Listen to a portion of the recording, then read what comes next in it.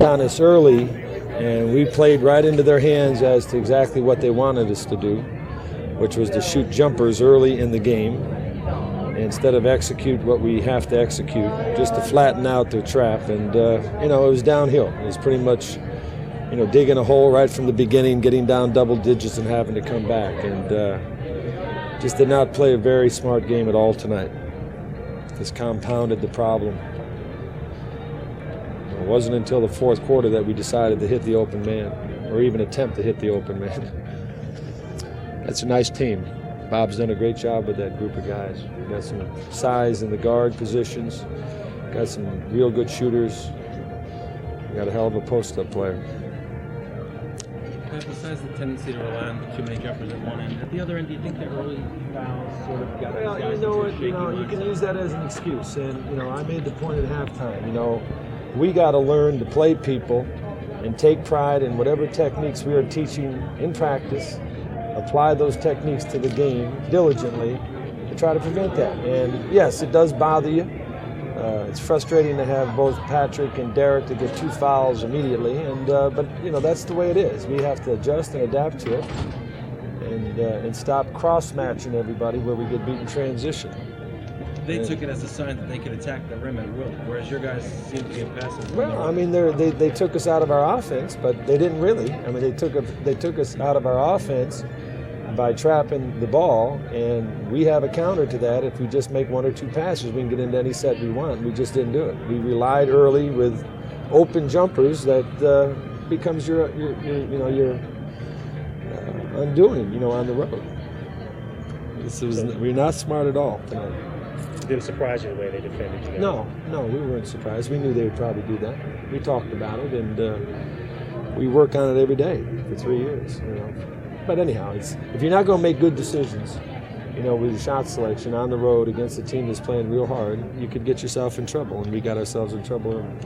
Do you think the Spurs are more dangerous with or without Dennis Rodman? I don't know. He's a great player. Let's not get away from that. He's simply the best rebounding forward that's ever played the game of basketball, an exceptional defensive player. Whether or not they're better without him, I don't know. They look like world beaters tonight. And sometimes that can become a motivating factor, for a team. Bring them together. It showed you how deep they are in front. Huh? It showed you how deep they are. Yeah, they have. With Reed, he's much improved.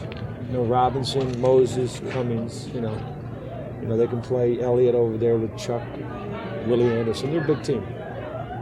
Yeah, usually you guys even lose and make some type of strong run. Was it just we made one run at it. We got it. We got it to 9, and then they got it to 15, and that was pretty much it. We just it was just one of those games where we got ran out of there. Literally ran out of there. But there's 78 left, and I'm sure there'll be another game this year that we'll be talking about this.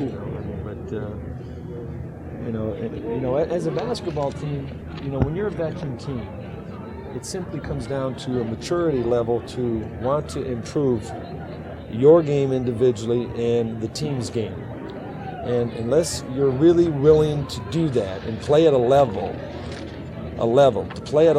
from a basketball playing standpoint, a level that is simply professional, fundamental, and basic, and not be sort of random and at times frantic, then you're not making strides. And every now and then we get caught up into that, whether it's quick jump shots or not making the play to the open man or whatever. You are not making strides as a championship contender. And that's what's disappointing. Is that the first time you can look at the stat sheet and see a 25-26 foul shot disparity and say they deserved it? Well, let's say the other night, we got outshot 38-22 or something like that from the free throw line at home. And that's always been a problem of ours. We had it last year. But we were allowed to, at times last year, to get away with it over a period of time where it didn't affect us. It allowed us to continue to play our game. And, they were taking the ball right to our faces. Going to the basket, going to the basket, going to the basket, going to the basket. When you put it on the floor, something's going to happen. I don't know if we have those kinds of players. We're trying to develop that game, but we got to make things work. Coach, after last year, you know the importance of having the home court advantage in the playoffs. Does this put more of an emphasis on trying to win each and every game and not taking any game for granted? Well, you know, I mean, you just want to, yeah. I mean, if you're playing for something special, you know basically how many losses it's going to take to not get it. And, you know, you're talking in the 20s, you know, low 20s. You're going to have 20 losses or 22 losses, which is going to give you 60 wins, you hope.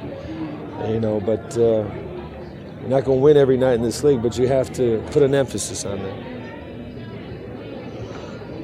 With the way teams play you in